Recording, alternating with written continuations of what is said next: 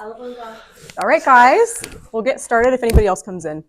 Right here. Okay, so we know Kris Cowen. Okay, so Kris, here are some of Kris's interesting little stats. So he has no team, right? Just Correct. A TC and an assistant. Correct. And you did have a team, but we'll get into that. Yes. We'll dive into that. I didn't put that on the answers. You just knew that. I knew. I'm pretty sure. Okay, you've been licensed for 18 years, but you've been working full-time in the business for 4 years. That's correct. Your top unit sold is 48 units in 2021. Mm-hmm. Did I say 48? 48 units, making sure I didn't say that wrong. But since I wanted to mention this, that since you've been starting full-time, you've maintained 24 plus units year after year since 2019. Yeah. So he is a guy we want in this seat. And you've been with Keller Williams for 6 years. That's it. Okay. All right. Let's get started. So those are the basics that we know about Kris. So now let's ask some fun questions. All right, Kris, I like to always start these interviews and ask, before you got into real estate, what did you do? That's a long answer, but we'll try and make it succinct. Okay. I have an undergraduate degree in biochemistry and a master's degree in environmental health. Did anybody know that? Yeah. Did anybody know that? I think that's so. I heard you say it before, and I was like, wow. Yeah. Sounds fancy. It is. I worked in that field for about 8.5 years, out of college, and it just wasn't the right fit.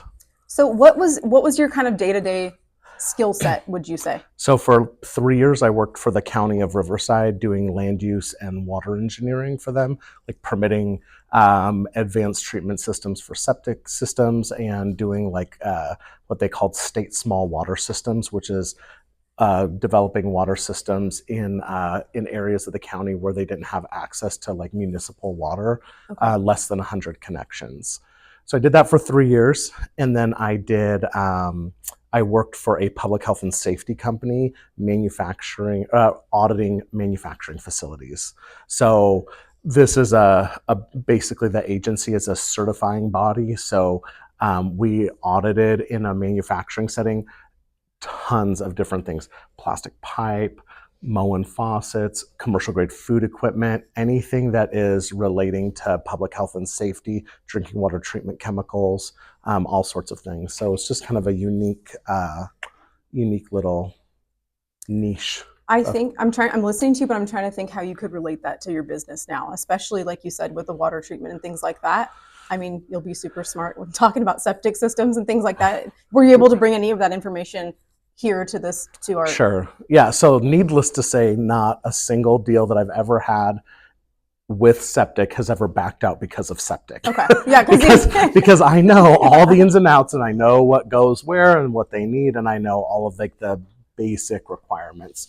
But really the other job, what it really gave me is it increased my ability to have like significant levels of stress and confrontation with people, because these were unannounced audits in a manufacturing environment. So like, you know, these could be tiny little mom and pop operations to like massive operations. Like I audited several of like the refineries in like the Port of Los Angeles and things like that. So these are like, you know, kind of throwing like crazy chinks into the chain for a lot of people, and you just get to be good at calming people down, speaking in a level and calm voice, right, giving them the options, which is a lot of things that we have to do here, right? I mean, like we get paid very well to talk our clients off ledges and still get them where they want to go. And explain, and like you said, walk them through processes that might be uncomfortable. Mm-hmm. That's great. That's super interesting. Yeah. Okay. So you were doing that for, you said, about 8 years? Yeah, 10 total, including the county work. Okay. Mm-hmm. And then what made you think, all right, real estate time? Because that's a complete jump. That's actually the best part of this story, is that I got my license in 2006, and the market was on fire. Okay.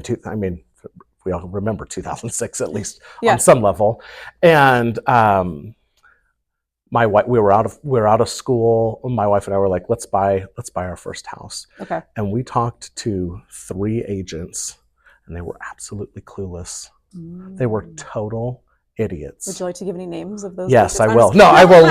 I will.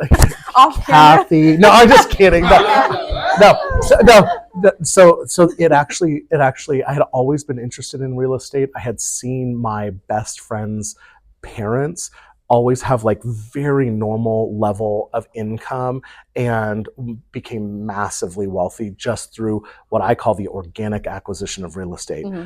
If there was ever a deal, they were open to acquiring it, and they would just move and rent out their previous every so often, and they just acquired, what is now like $10 million worth of real estate, probably. Do you think they still held on to that? They do, and now it's all paid off, and they're like $40,000 a month in monthly income, probably like 4 times what they ever made in salary, because they have paid for real estate investments. Wow! So were they agents, or were they just like acquiring real estate? Okay. No, not so, they were just like normal people, but that was like what got me interested in it.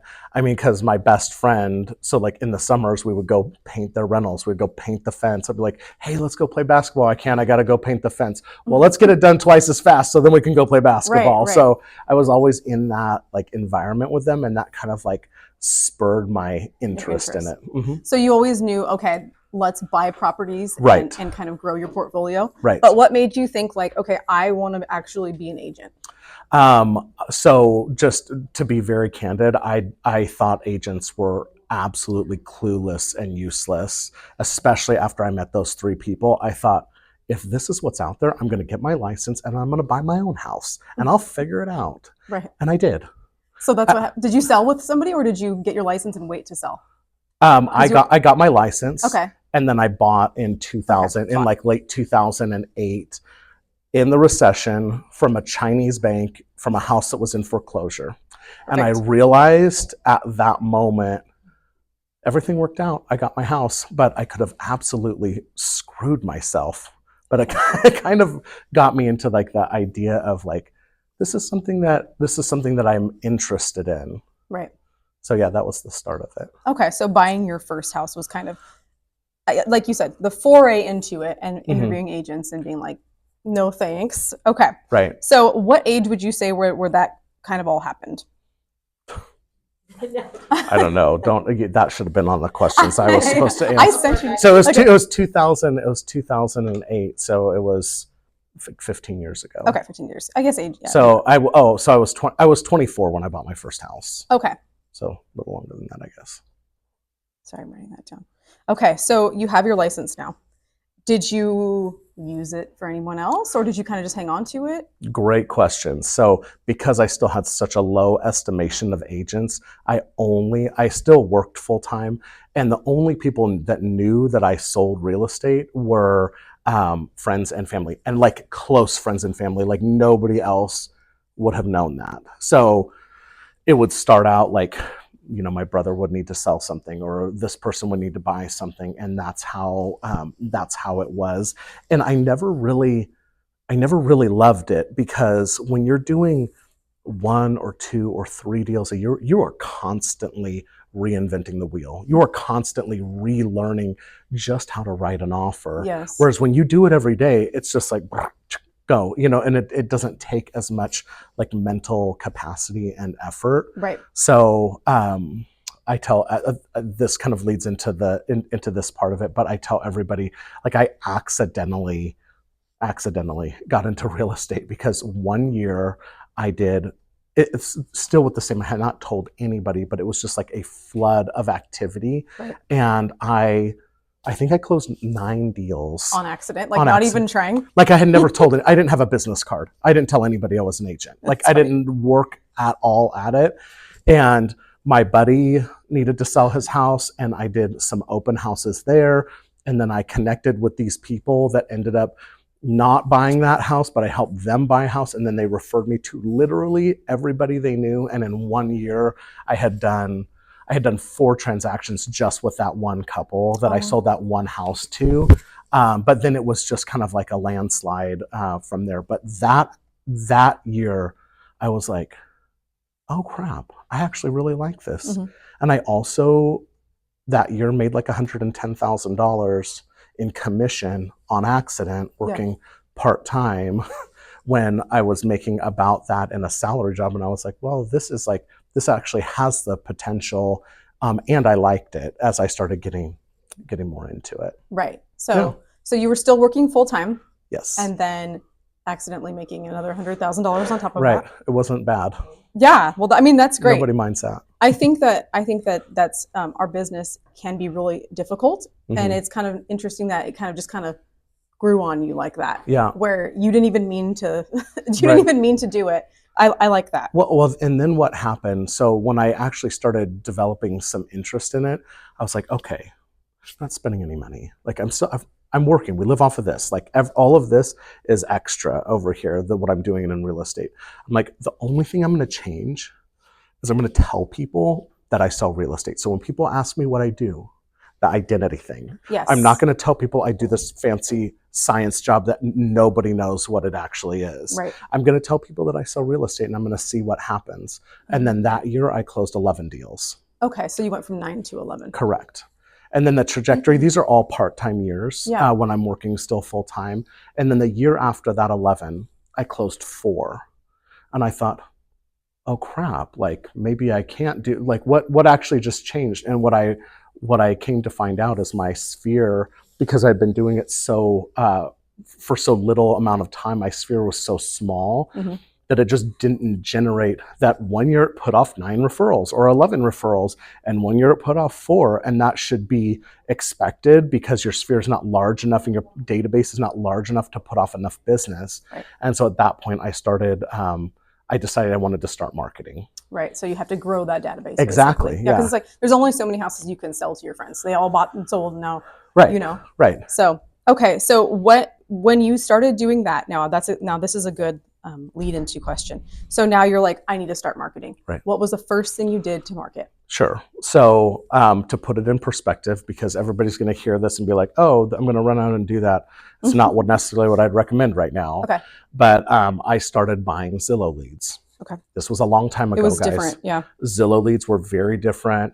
The technology, so there was no screening. You just literally got a Zillow lead into your email, and then it was up to you to convert that lead. Yep. Well, I had some very advanced technology at the time, which sounds funny now because it's only a few years ago.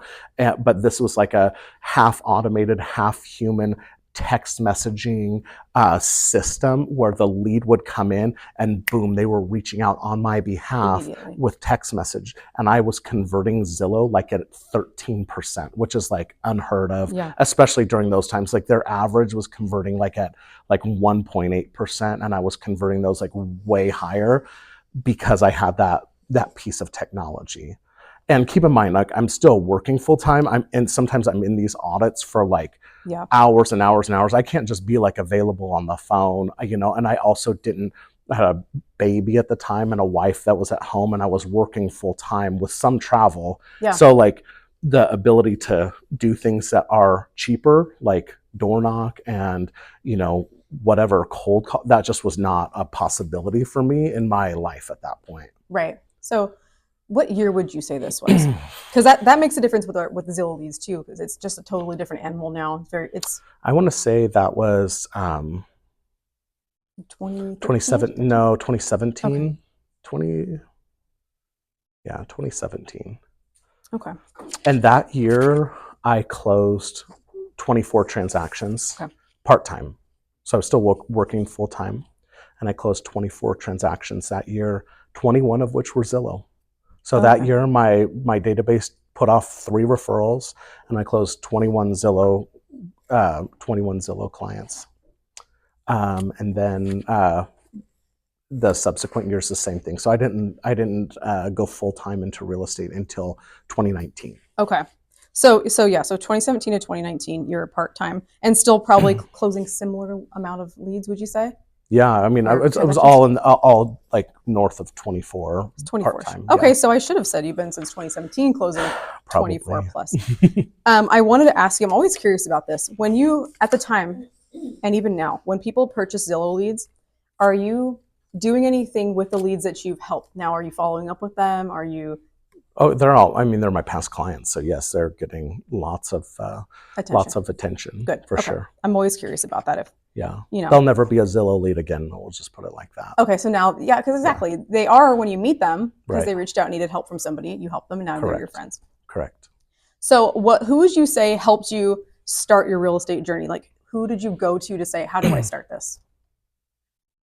Nobody. Nobody. So what did you do? How did you find? Oh my gosh, I just did a lot of figuring it out on my own. Well, kind of multifold. Like I was at small brokerages, zero value. Okay, I saw you put that, and I kind of wanted to dig into that. Zero value. Okay. Not that every small brokerage is zero value, but the brokerage that I came from particularly was not. It just felt like an old donut eater shop. It wasn't. It was a place to hang your license. Basically. It really was. It was like, and it was in Riverside. It wasn't in my market area, and all. There was just a lot of things that kind of played into that. So why did you choose it? For split. Because that was the only thing that I thought mattered at that time. It does matter, kind of. But do you mind if I ask what your split was that made it so appealing to you? Yeah, it was 85%, which was like killer at the time because like a new agent with no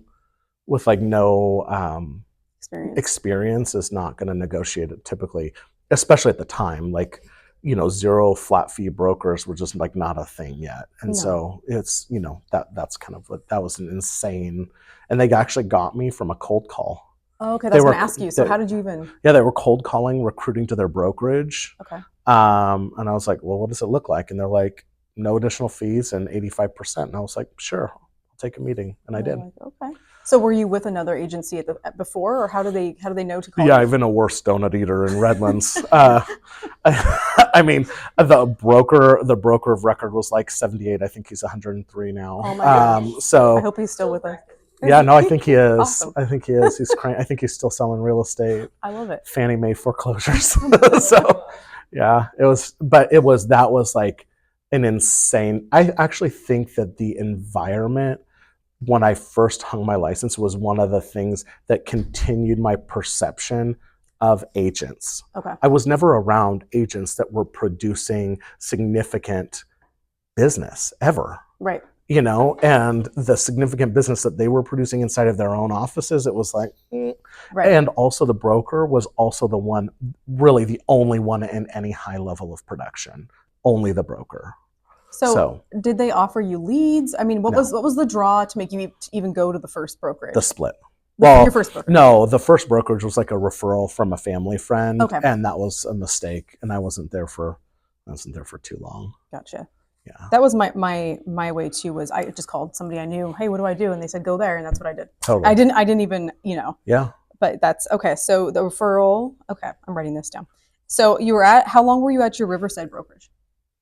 Oh my gosh, I don't know, probably 3 years? Maybe more. Golly, I don't know. Okay. Maybe more. Maybe 5 years. Okay. But I wasn't doing anything, it's just that was part-time. Yeah. So I want to kind of go back a little bit. At what point, how many years in were you like proud to be an agent where you didn't like look down on it? Like, I don't know. That's probably next year. No, I'm just kidding. I'm just teasing. You're like proud of the profession. Well, it's actually funny because I've had a lot of like, internal thought and consideration about this. And in general, people in the sciences look down on everybody else. Right. I mean, like I have so many friends that are like PhDs, they're like research, or they run like academia things, and they tend to have like we're the smartest people on the block, and we like look down on everybody. And so what it actually was is there was also like a weird, like, I don't want to say shame is too hard, but like there was like a weird, like, I'm not even in my field. I never thought that I would be out of the sciences. Like never. I thought that was going to be like my path for life. But this is such a better fit. So I'm just kidding. I love what I do. And I really explain that to my clients. And I think that everybody here probably knows I love what I do. Yeah. But it was kind of a journey in that, in that regard to like, right. And I think it changed when I started to realize that there are professionals in this business. That when you come to an office like this and you're like, well, these are like this is the top 10%. 10% of agents do 90% of the business. Yeah. Right. And so when you take that ratio and you're not around that 10%, you think that everybody's like the 90%. Right. But when you start interacting with the 10%, you realize, oh, like this is actually what it looks like to run a business and be a professional, you know, that, so I think that was started my perspective change. So then what made you decide to go? And did you come here after? Okay. I did. I came to Keller Williams. Okay. What made you come here? So, in a half mix of that, when the year that I started doing Zillow leads, my lender, who started out as like a friend, the friend that I sold his house that year I did 9 deals. Oh, okay. That friend was also rock climbing friends with my lender, and he's like, you gotta meet my lender. And I'm like, I don't need a lender. You know, even then, I was using some dude from Wells Fargo or something. You know, I was like, anyways, and I was like, fine, we'll chat. And we ended up kind of hitting it off. And I would send him, I'd send him my business. And then at that year that I started doing Zillow, he just like sat me down. He's like, I think you could really do this, and I think you should. And I'm willing to pay half your Zillow. And at the time, it was like $500, and I thought I was gonna die. Oh my God. I was like, I had never spent money in this business, like not a dollar. And so like $1,000 a month split in two, and I thought there was no way I'm gonna do that. And then I did, and it turned out well. It worked out well because then now he refers you business outside of Zillow. Yeah. So we're still, now we're lots of years in, and we're still very very good partners and friends. That's cool. Okay. So is he the one that was like, hey, you should probably switch brokerages? Like how did that happen? Yeah. So yes, I think that it was like we had kind of started talking about that. And then from my gym, I didn't read this question in your list of questions. So I wasn't this prepared. It's okay. But Rob Maletti was at the same CrossFit box that I was at. Yeah. And he was like, dude, you need to get out of there. Yeah. And I was like, well, it's cheap. And he was like, who cares? You need to get out of there. And I was like, okay. He's like, go talk to Teresa. Oh, okay. I said, I don't know who this Teresa is. He's like, she is going to wow you. And I was like, I'm hard to be wowed, but let's see what happens. And, okay. And did she wow you? She wowed me. Yes. Okay. Yeah. And I interviewed with somebody else, with the associates at the time. Okay. And I obviously made the right choice. Well, you're a numbers person, I found. Some of us are kind of go by our gut or our feelings, or I like this feels good, but you're not, you're a numbers. So I'm sure when you heard Keller Williams, how we do with, everything, you were like, okay. Yeah. Okay. And then do you mind if I ask you about, all right. Okay. You did briefly step away from KW. What? When? I'm just kidding. Well, I love this knowledge because some of us, again, because you're a numbers brain, I appreciate the feedback on that. Like knowing that you did try something else out because of the numbers and they weren't there. Yeah. So I did in January of 23 for 6 months. I left KW and I went to, I'm just kidding. Good organization, good structure, definitely not a fit. Okay. So you really, in my opinion, you get nickel and dimed on a bunch of little transaction things every single deal, which I do not like. Right. And also you end up paying like very close to the same amount, if not the same amount as being here, but there's nothing there. It's a cloud-based brokerage. To like get a question answered, you have to like go into a portal and talk to a fake avatar. It's like that might be the way the world works at some point, but I really don't want to be a part of it right now at this moment. I don't think anybody does. Yeah, and I didn't feel supported. So I was with like an exceptional group out of San Diego, and I do think that if I had like been in the office and had support directly from that group, I think I probably would have stayed. But there was the main thing is it lacks all support when it comes to like actual like being a part of a team and part of being an agent and growing your business. I didn't see it there. And they want to like tout their classes and that when you get Icon you get this back, you get that, but it's all that like the rules always change. Right. It used to be just if you became an Icon agent, which is like a capping agent at KW, you got your entire split back in stock. Okay. And then it turned out to when I left, you had to teach a class, you had to go to 2 events per year in order to get your stock back. And I'm like, so anyways, it's I'm not trying to bash any one specific thing. There can be a great fit for everybody, for any individual, but like that was not for me. Okay. That's, I just like to hear, because we all wonder what's over the fence. Because the grass always looks greener on the other side. And I thought, if this is a similar model as KW, and I like KW's model with the exception of it's revenue share and not profit share, and you get it back in, and then you get it back in, you get your split back in stock, like that. Like when you look at the numbers analytically, like there's no way that doesn't make sense. Right. But when you actually look at what your business could produce in an environment like this versus what your business would produce in an environment like that, with having to seek support, having to seek coaching, having to seek all of the other things out, it just made it more challenging and not as valuable as I had thought. To you. Yes. Right. Okay. Correct. I think that's super interesting. I have another question for you. So did you ever have a mentor or somebody that kind of helped you along the way, maybe with contracts, anything like that? Yeah. So I gutted out, which I actually think was very valuable and painful, but I gutted out the first several years and I did all of my TC work. You did everything yourself? Correct. All of it, which doing 1, 2, 3 deals a year and doing all of your own paperwork, you're like, well, I would have the time to do my paperwork, but you're relearning what disclosures where and what signatures where and how to fill this out and it was a nightmare. And then I got on the business end of my TC and I was like, oh, I need to hire her. Mm-hmm. Yeah, she was like contract for another agent. Okay. And she was super nice and super professional, but she was like really on top of it. And I was like, oh, I need that in my life. And then we've been together ever since. So that's been a long time. That's cool. So you kind of had to deal with her. And so you're like, okay, you know what she's about. Yes. Okay. So now she has to deal with me. But you didn't have a mentor though. You had yourself. So not, and I don't want to say this was like all on my own. I mean, I definitely, I definitely searched out like different like coaching and like different things like that. And I'm a huge proponent of coaching. I think if you're not in coaching, you should be. I'm in between coaching things right now. And so I also see the need for that coaching and accountability. But I've done private coaching. I have done Tom Ferry. I have done some KW maps. I've done a lot of different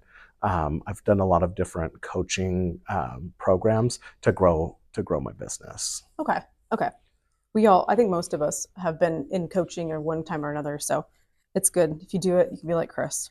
Be careful what you wish for. So aside from the Zillow leads, can you think of something else that you were doing that made a big difference in your business? Yes. I think that I'm a firm believer in how you treat people inside of a transaction and just in general, how you interact with them is the biggest indicator of future referral and future work and just connectedness with that. And I tell people like some transactions are all business. Like they are, you don't have that connection with people. But the more and the deeper connection you can make with your clients, the more that yields dividends in referral business and repeat past client referral business as well. So would you say maybe at first you kind of kept it more transactionary, whereas now it is more connected, like where you're... No, I actually think that honestly, like that's one of the things that I did well from the start, even before I was buying Zillow leads, is that like just the ability to connect with people, honestly, because this is a connection business. 100%. That's all this is. It's like how quickly and how deeply can people know you, like you, and trust you, and then how do you maintain that trust going forward? So having said that, have you ever had a client that you had to fire? Have you ever had a client? Because like you said, it is a connection business, mm-hmm. and we do go through great lengths to make sure that we get along with our clients and are helping and serving. Mm-hmm. And sometimes those clients don't give that back.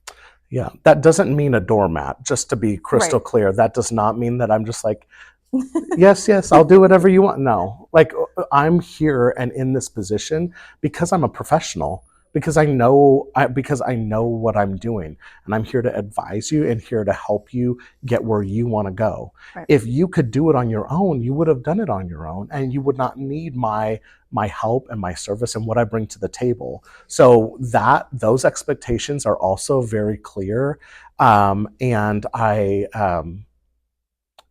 but then also kind of like wrapping that with like a genuine care and love for these people just kind of makes it, where we have a good connection and they end up trusting me. But yes, absolutely. Like every year I fire somebody. You do? Yeah, one or two. Oh probably. My gosh. Okay, so you've just I've already fired 2 this year.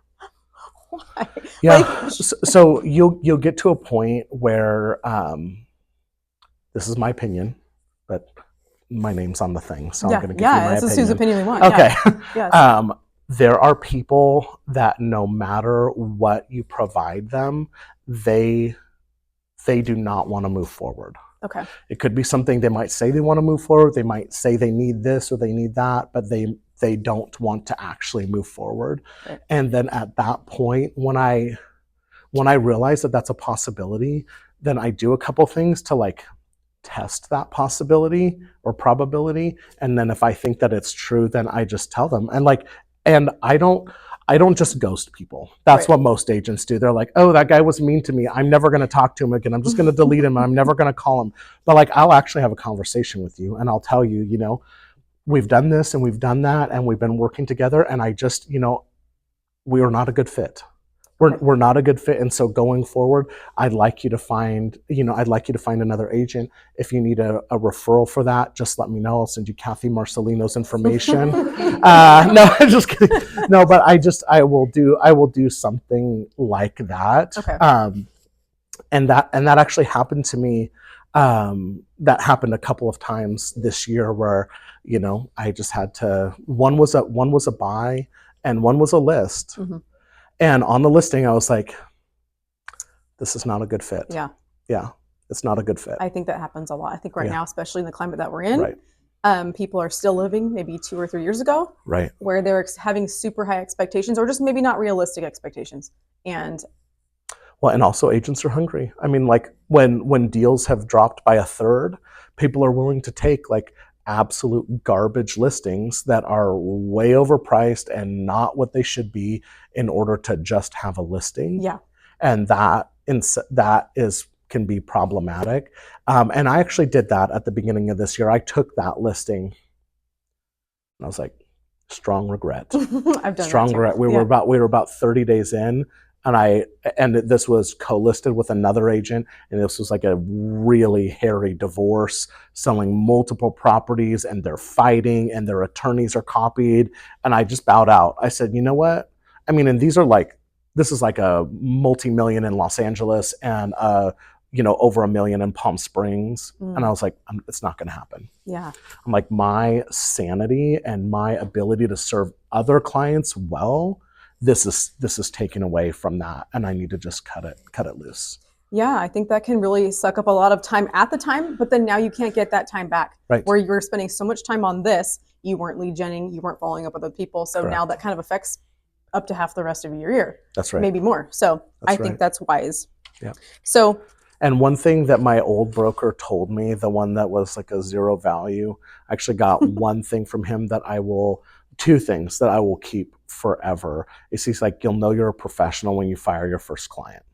I said, oh crap, that happened like years ago. But I was like, oh, that he was actually right. Like, you actually feel like I bring something to the table. I'm not here like begging to work with you. Right. If we're a good fit, then we'll work together, and I will be the best that you've ever met at what I do. Right.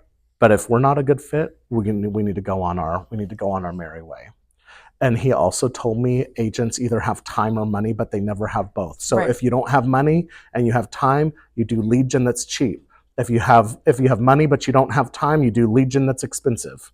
Like, just plainly. And I was like, I didn't quite get it at the time, and I do now. That's a good way to lead into this. So I want to kind of fast forward now to where we are today. So you had your big year in 2021. Correct. And I think that was probably a lot of us had a very good year that Correct. year. Mm-hmm. Following kind of was a little downslope. So a lot of people still had a really good year in 2022. But what did you find now? Things aren't going the way they were up. Now things are going down. How did you handle yourself there? Well, I mean, I think like anybody, I had momentary freakouts, you know, where I was like, what are we going to do? And like, I mean, like if this thing drops by another, like if transactional volume is to drop by another third, then a lot of agents will exit the business. But then to figure out how to actually be in the business full time and like main support for your family, like, like figure some things out, right? So I'm kind of like worst case scenarioing it and like, you know, trying to identify like, what am I good at and what is the highest return for my time? Right. And honestly, the highest return for my time right now is to do all of the business that comes to me naturally through referral, past client, repeat business, anything like that. I don't pay for leads right now at all. $0 going out on lead generation. And I'm saying this is only what I'm doing. This is not like the thing, you know, like what everybody should be doing, but I'm not spending money doing that. But what I am spending time and effort on is investment, like real estate investment. So I'm trying to find more projects. I'm trying to find more flips, trying to find more things that need quick money, quick cash offers, because I'm finding that is, if I can mix my retail business with investment business, it just further stabilizes the whole thing, right? So maybe a retail business is up, you know, 30% one year, and investment business is down 10, or investment business is up 40%, and real estate is, you know, retail is down 30. Like it starts to like balance it out. I mean, and the average return I'm seeing on my investments is probably worth about 5 transactions to me, maybe 6. And so when I think about that, if I'm identifying, you know, 4 additional investments every year, and that's equal to 6 transactions. If I'm still selling, you know, 20 to 30 homes a year on the retail side, and I'm doing an equivalent to 20 to 30 on the investment side from an income perspective, it seems to make the most sense. So for your income properties, I know that you have some that you will flip, like you said. Are you also bringing in investment properties that you hold and rent out right now? Yeah, if there's yes, absolutely. On any scale, I'll just evaluate it and find out what the best solution is. Is it a fix and flip? Is it a flip and hold? Is it just a buy and hold and it's an acceptable condition as is? Okay. And then do you do this for other investors as well, or mainly just yourself? I do. I mean, like there's, you know, I don't have so much volume of business of like exceptional deals where I can't do them all yet, but there are definitely deals out there that I get my investors. So you have a pool. Do you have like Correct. a couple of? How many would you say? So I've heard you know, other agents talk about this, Alan Sorrell, the investors that they have that they'll send information to, things like that. How many would you say that you work with? So I probably have like 5 good ones. I have like 5 that we are in regular communication. I could call them now and I could be like, I have a deal for you. And they would have cash in escrow in 5 days. Okay. That's so that I have like, you know, that are like smaller, not like, you know, big institutional investors, but like, you know, people I know that have the money and the ability to do that. Okay. Yeah. That's good to have. And can I ask, you know, I have a couple investors that I work with too. And I met them in the most random ways. Yeah. So where did you kind of come across yours? Most of them were, a couple of them were random, but most of them were clients. Okay, that you actually helped, like with residential. Correct. Okay. And then you realize like, oh gosh, they have tons of money and they're also investors and they want to invest. And then that kind of conversation just comes up naturally. Okay. For me anyways. Yeah. Because you're in it. You do. Right. So let's go back now. We had our kind of seasonal up in 2023. Then I feel like we all had a little bit of a lull in the winter. And then we had, you know, a little bit of downfall, but now you have kind of shot back up. And this is what I was telling everybody. I'm like, come, because this is what we're going to talk about. Because I'm going to ask Kris, what did he do to shoot yourself back up? Gotcha. Well, I stopped having my freak out, Okay. which is somewhere between November and February. I don't know, ish something. Yeah, and I had that momentary, momentary months long freak out. I know. Yes. No, I was just kind of like, I honestly was like, I don't know exactly what's going to happen, and I'm just going to cruise, and we're going to figure it out. And then I had moments of like, holy crap, like, let's get some business going. Like I think we all were. Yeah. But the only thing, again, I'm still not paying for leads. I wasn't then, I'm not now. The only thing that I've really done is, I would say, like, I have dialed in a little bit more what I call like identifying the low hanging fruit. I really think this is very important. I've heard Jody talk about it. I have done it. I didn't realize that's what I was doing. But when she said it, I was like, yes, that's what it is. So I want you to talk about that a little bit more, if you can. Yeah, so that's actually one of the reasons why I converted Zillow years ago at such a high rate. I had that technology, but like very, very quickly, I could identify if you were a real buyer or not. Okay. Or a real seller or a list buyer, whatever you were, I could identify that, like, I would say, like, probably more rapidly than most. And if you were sick at the time, especially, if you were 6 months out, if you were a year out, like you didn't get anything from me. Right. That's not the way to treat all your leads, especially that you're purchasing. So I'm not saying it's a right way again, but was my way. Yeah. But then I would just identify these people that are like 90-day movers. And then it was like guns blazing towards them. Not in like an overtly sales way, but like there was regular communication, very consistent, and I'm in tune to getting them plugged in to get as much as possible from that. So that was kind of the bigger part. So then now, really what I've done is I've just kind of gone back and I'm talking to my database. My database gets things. I was talking to Jillian probably a year ago, and I'm like, I don't know, like they just, if I don't call them, they don't get anything. And she's like, sure they do. Look at these things. Then when I started looking at it, I'm like, everybody gets a birthday card. Everybody gets a birthday email. Everybody gets a bi-monthly magazine. They get all of these other things from me that I wasn't actually putting effort in. And so I'm like, I'm getting all this referral business. I'm like, I don't know how. Right. And she's like, well, that's how. It's because you're still, even though you're not calling everybody on a, quarterly basis or whatever at the time, like you're still staying in front of them in that, like in large part through that way. So that was how that came about. And then I've just been like really trying to, with the business that's coming in, just navigating like where they are and what their timeline is and how, and how we're gonna accomplish what they want. Okay. So I think that's and I want to add, I don't pay for leads, but one thing I did do is I was like, I am sick of like paying thousands of dollars a month and hoping something collects here or there. So you know what? If something closes, I'm willing to pay a referral fee. I'm willing to pay a referral fee to an agent. Why would I not sign up for all of these other referral services? Chase, Agent Express. Like every bank has a referral service where if they don't have an agent, they can put them into this system, and then you can convert it. And the higher you convert, the more you show up, and the more referrals you get. So there's like 1 million referral sources out there, and that is one thing that I did probably last year, beginning of the year, is I just was like, I will be a referral agent, and I'm happy to pay a referral fee. Yeah. Like you said, if it's an out-of-state agent sending you a client, you gladly pay that. Right. So why not pay 30% to a company that's going to do the exact same thing?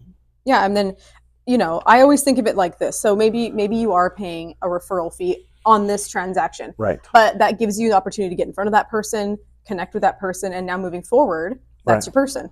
So and it's like, and that's like the client for life thing. Like I actually had on one of these referral sources, I had a list buy, and we got like, she loves me, and we had such a great connection, and we had the house photographed, we had it listed, and then she was like moving to this one specific thing. She decided not to move. We took the house off the market. We did all of that. And she was like, I'm really, really sorry. I'm going to refer you to every single person that I know. I said, thank you. And don't worry about that. Like, don't worry about like this. Like, I'm always here when you're ready, because I know she's going to be ready at some point. Yeah. And I got an $800,000 buy out of that. So I lost these two. That was probably equivalent less than 800, and I got an $800,000 referral buy out of that. But I did not pay a referral fee on. Exactly. Because it was a referral of that referral. It's an organic. Yes. It's an organic lead. Yeah. See, okay, I like that. So let's do 2 more questions here. Okay. So let's do, what does your day look like? Walk me through it. Do you want my ideal day or what it's been looking like the last week and a half? Well, I want to know what your day looks like since you've been getting back into it and really pounding the pavement, you know? Sure. So I get up at 4:30. I do a workout. I do a quiet time. I do a dog walk. I get ready in the morning, and if I don't have like immediate stuff to do on my flip stuff on my investments, then I usually will be in the office between like 9:30 and 10. Okay. But my day has started like 6 hours before that. Yeah. And then when you hit the office, what are you doing here? So when I come into the office, I'm calling past clients. I'm following up on on low-hanging fruit. Mm-hmm. I'm just following up on hot lead type of things, and then getting out of here as quickly as possible. Okay, so ideally, when would you like to be out of the office? So my whole thought process is this business can, with focused effort, this business can yield tremendous amount of results with focused amount of time. And I don't ever, other than like actual client interactions, I don't ever plan to be more than 4 hours. Okay, so ideally you're wanting to be 4 hours in the office, but that's not to say that you're going to go home and your phone is off. Like, you're still probably doing business. Right. And sometimes I have 18-hour days. I mean, I literally gave keys to somebody in Palm Desert, and I had an inspection in Aliso Viejo. So same day. Like, so there's days when it's like super early I don't drag myself into my house until 10 o'clock at night. Right. But that's more transactional, right, type of stuff. It's not the day-to-day business development type of stuff. Okay.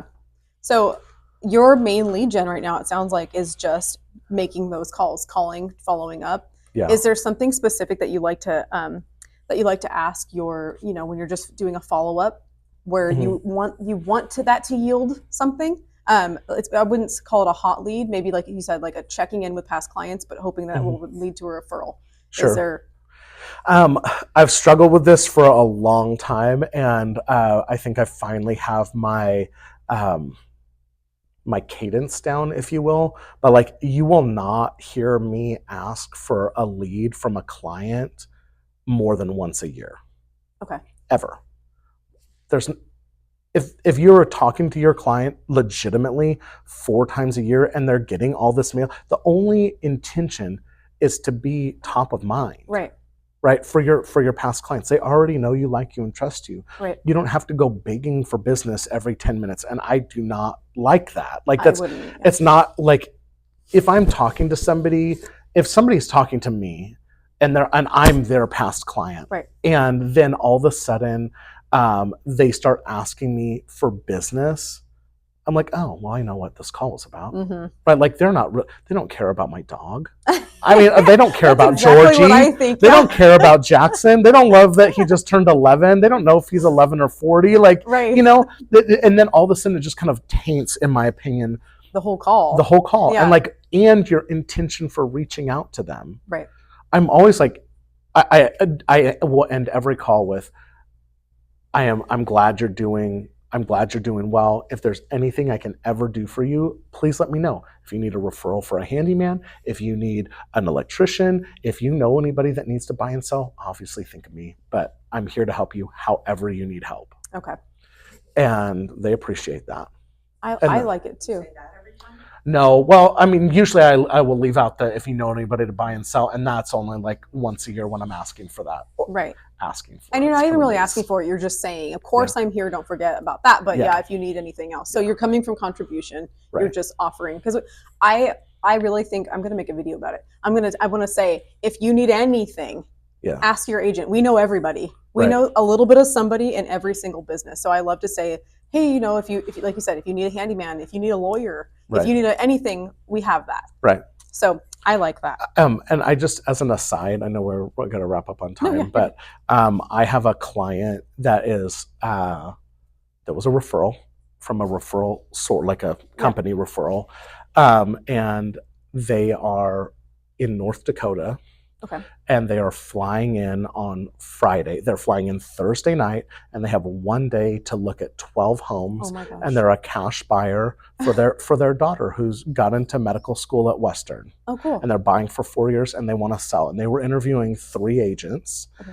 And that is low-hanging fruit, friends. Mm-hmm. That is low. They are motivated. They have money. They are ready to go. Yeah. You need to show them what you bring to the table. Right. I talked to this guy. We spent plenty of time on the phone, kind of like outlined the whole process. And he was very upfront. He's like, they give us 3 agents, and I'm interviewing all the agents, and blah blah blah. And I've talked to this guy already, and then I'm chatting with you. And I was like, no problem. I mean, like, you should see who's the right fit for you. Yeah. When you take that step back, they're like, oh, this guy isn't like, he's not like trying to close me immediately. Mm-hmm. And then it was just like value without asking, like, hey, have you committed to me yet? Hey, are we doing this? And then naturally they're committed to me. Right. Like, I told him, I'm like, hey, I have a trust certified notary because you want to buy this property in a trust. I'm like, I'm not your tax attorney. I'm not your attorney. You can ask your attorney. But in North Dakota, they don't do revocable living trusts because their probate is 4 weeks. Right. Right. In California, probate's a long time. If something happens to you, your daughter's not going to be able to sell this house, in a quick amount of time. So I have a trust. I have a trust certified notary that's going to meet them at their Airbnb while they're here to develop and create and sign and notarize their trust so that they can purchase a house in their trust while they're here. Great. In 2 days. In 2 days.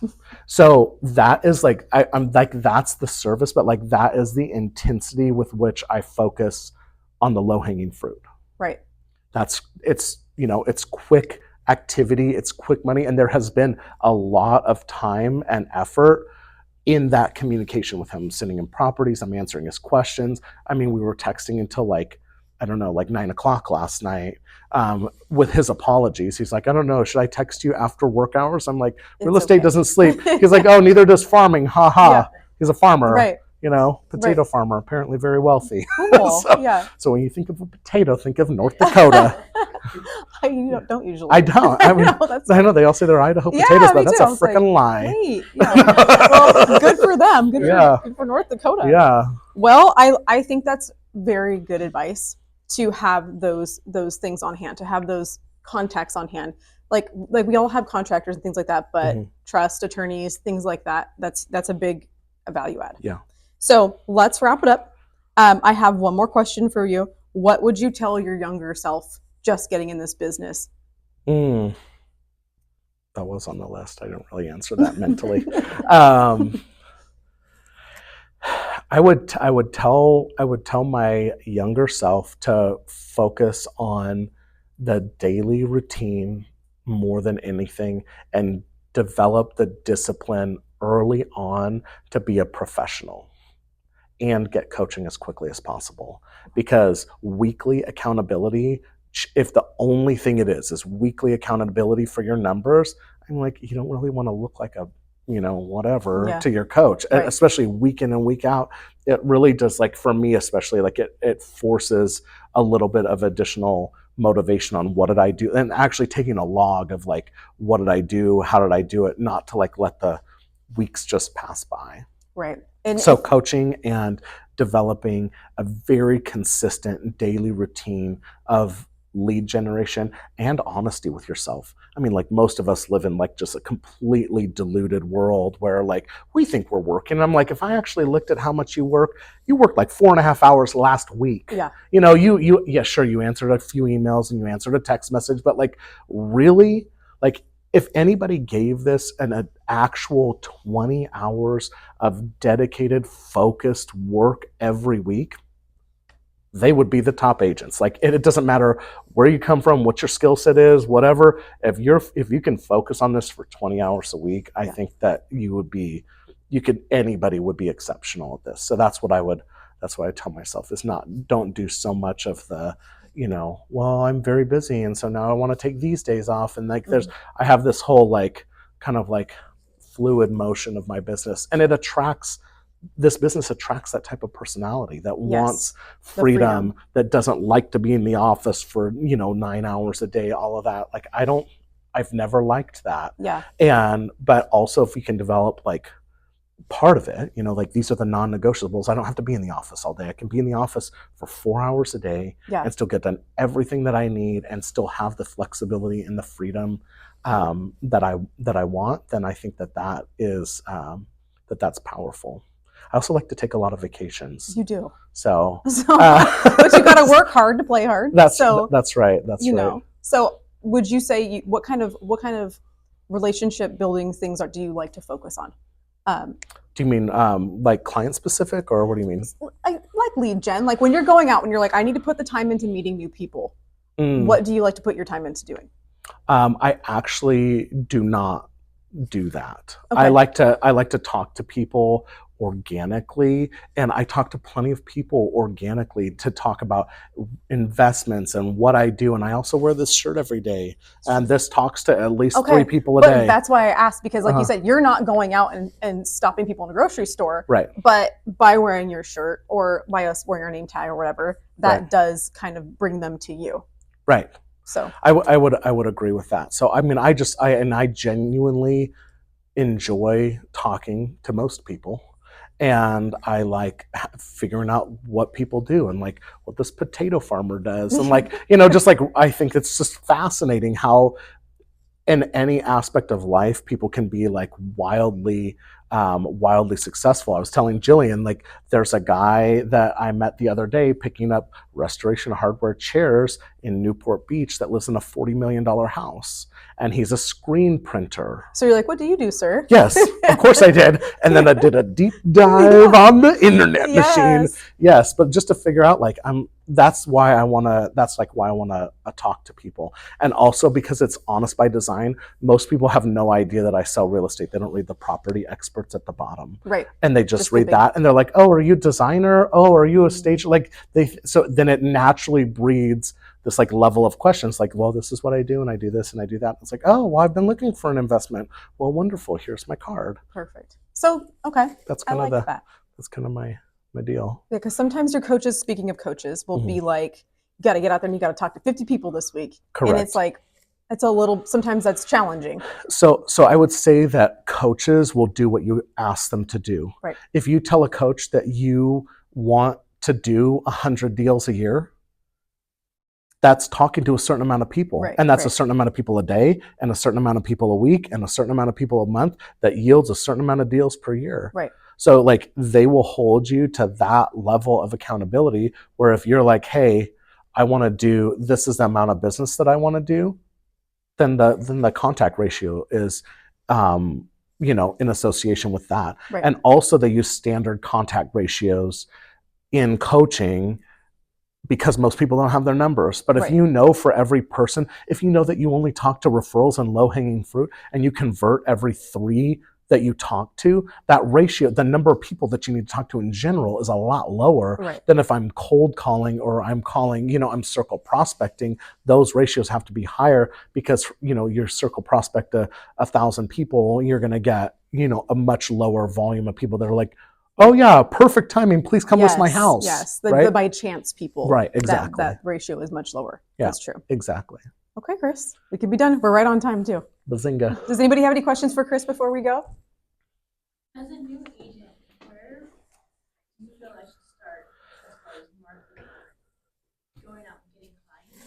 Sure. So I would say that like what my old broker said, either have time or money, but you usually don't have both. So if you have more time than you have money, then you do things that are free that you actually, at least on some level, enjoy to do. If you like to talk to people on the phone, then start calling people and figure out what dialogue and what script actually brings to the table what you want it to bring. Like if you wouldn't answer that call from you, they're not going to answer that call. If you wouldn't connect with you, they're not going to connect with you. You know what I mean? So you have to figure that out. If it's door knocking a certain neighborhood that you just like absolutely are passionate about these historic homes and you love it and you just want to be the leader of the new Marjorie Lewis of old house Redlands listings, you can do that. Like so just I feel like yes, it's all work, but there's some like you have to at least somewhat like what you're doing as far as lead gen, or just rip off the Band-Aid and you do it until it is literally just a disciplined habit. Because there's callers in here. There's people that call. Jeff's a caller, Jillian's a caller, and you can answer, but like there's like you didn't love calling before. Correct.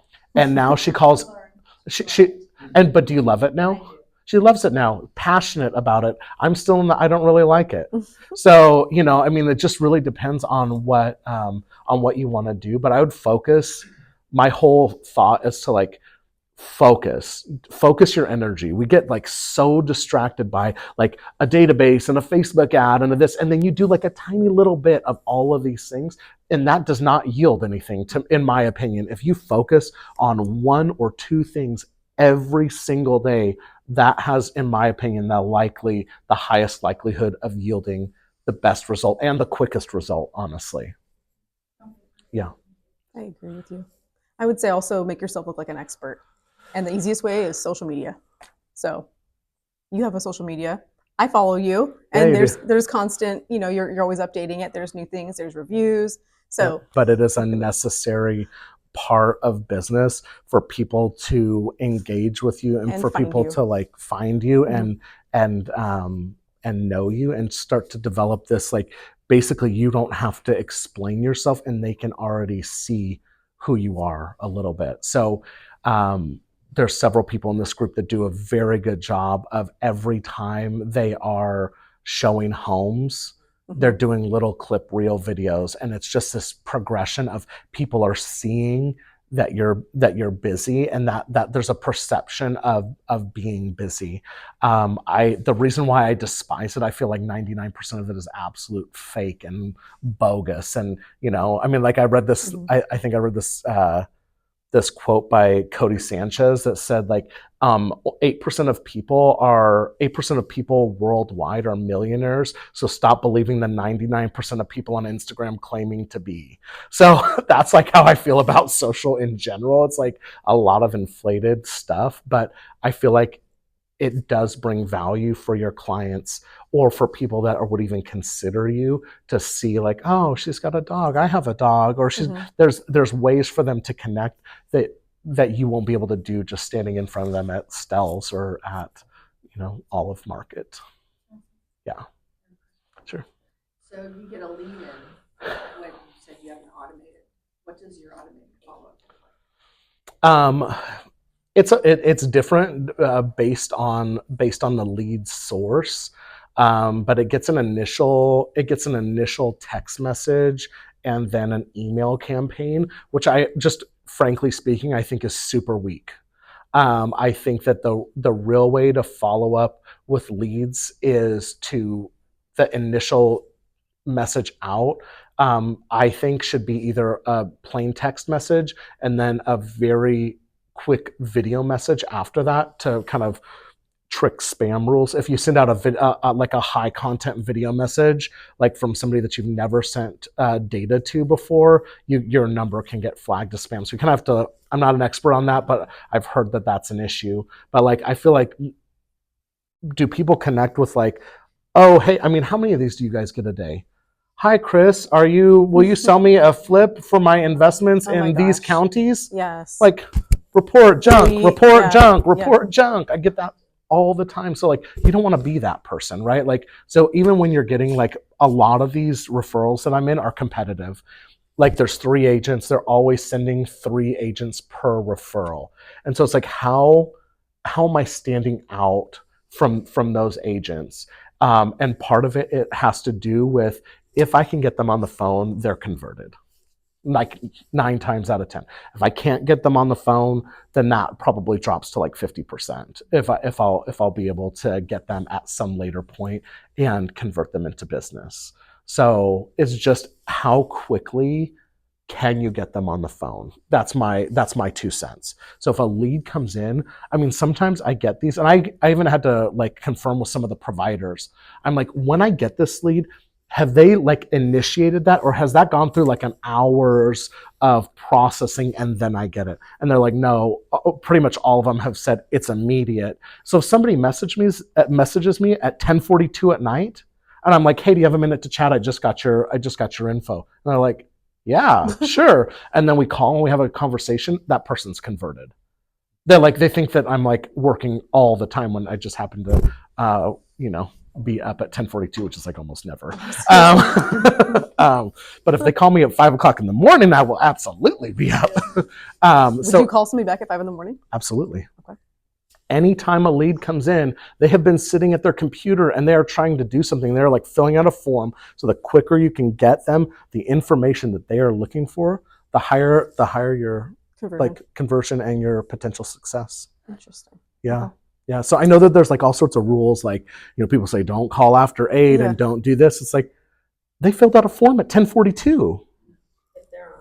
Yeah. I've heard other people say that, but it's always been like on, YouTube or something. I've never heard anybody I actually know say that they will call at 5:00 in the morning if they get that message. 100%. Okay. Yeah. I like that's interesting. Because people are like, there are so many different, what I have just figured out is like, I mean, people that I'm talking to now, they're in different time zones. Yeah. I have another client that found me on Google reviews that is flying out from Manhattan to buy a home. They were like U of R graduates, and they're going to buy an investment in Redlands. Right.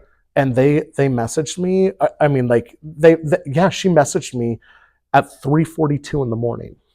When did you get that? At 4:30. Okay. And she got a call back. Okay. And I think she was like, yeah. Hi. Like, hi. She's like, wow, is it early there? I'm like, yeah. Mm-hmm. And she's like, that didn't wake you up. And I'm like, no, you didn't. We're good. But yeah, so I don't know. That's kind of how I like do it. I like that. Yeah. I think that's good advice. Yeah. Anybody else have any more questions for Kris? Yeah, I had one. You answered a lot of them that I already had, which is great. So you said that right now you're not really focusing on new lead gen, or it's more organic. So you're not actually trying to do cold calling. You're not hounding your old past clients. So you're just focusing on just your past clients right now. Mm-hmm. So are you, when you call them, because that's what calls you're making right now for them, right? So are you calling them quarterly, or are you just doing the typical touches for the birthdays, holidays? Is there something special you're doing? Those are always like non-negotiables for me. Like when they have a special day and a special time, I want to be there for that. I think sending a text on Memorial Day is useless. And there's tons of data to back up that your reach outs should not be on holidays. How many reach outs do people get on this on these holidays? Christmas, Thanksgiving. I mean, you get enough of those emails, you're like, mer, mer, mer, mer, mer. Like I didn't even read that. They just click mass delete and they're out. But being able to get people like on their day or their special, like their birthday. Do you know what I've started doing? I probably have like, I don't know, I probably have like 40% of my database has kids' birthdays in it. Do you know if you text message a parent on their freaking kid's birthday, that's your client for life. I'm gonna tell you that. You send their kid a little something on their birthday, they're not going to talk to anybody else. So it's like figuring out like little things that you can do in order to connect deeper with people on the way that they want to be connected with, which is not mass emails on holidays. You know what I mean? That's just, and again, this is my show, so this is my 2 cents. This is the Kris show. This isn't necessarily right or wrong. And what I really want to I want to overemphasize, you cannot not do anything and still yield the business that you want to yield. Don't take what I just said because I'm not spending money on lead gen, or I'm not like pounding the phones for like hours a day, that I'm not doing things to get where I want to go. That would be somebody taking that idea and saying, I can be lazy and I can still get what he got.